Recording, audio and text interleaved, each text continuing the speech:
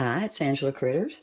Today we're making a fantastic Bisquick Impossible Pie. The Impossible Pies were born out of necessity when a cook went to make a pie and she didn't have a pie crust. I make them all the time. There's so many different flavors, but the pumpkin is really good. I just put in 1 cup of homemade Bisquick. I have a recipe on my channel for that. I'm putting in 2 beaten room temperature eggs.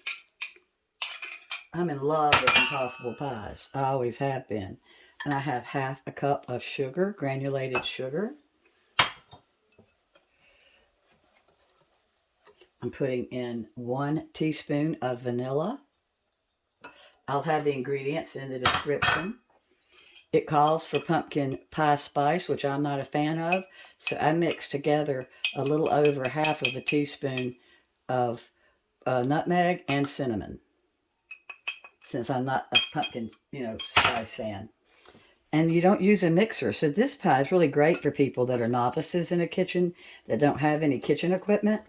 If you don't own a pie pan, you can buy 2 packs for $1 at the dollar store of the disposable throwaway pie pans.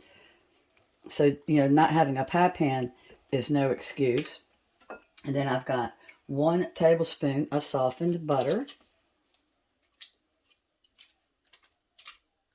and 1 cup of evaporated milk. I got my softened butter mashed up with my whisk, and now I'm going to put in the star of this pie, which is 1 cup of canned pumpkin.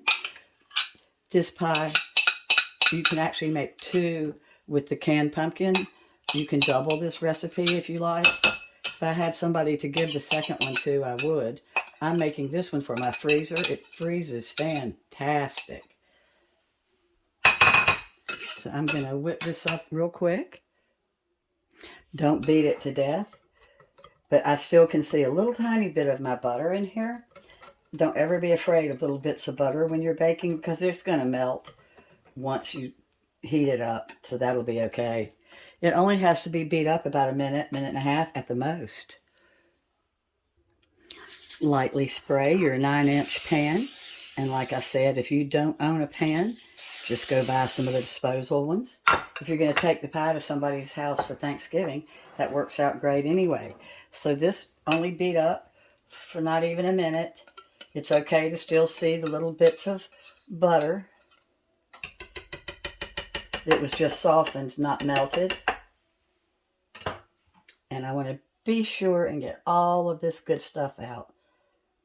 My oven is preheated to 350, and this is going to cook between 30 and 35 minutes. So I'm going to give it a look at about 28 minutes.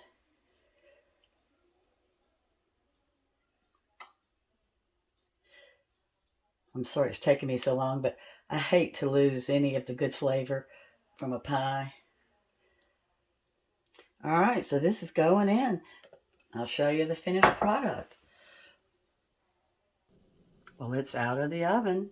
The kitchen sure smells good. Give it a try. Let me know what you think. Bye-bye.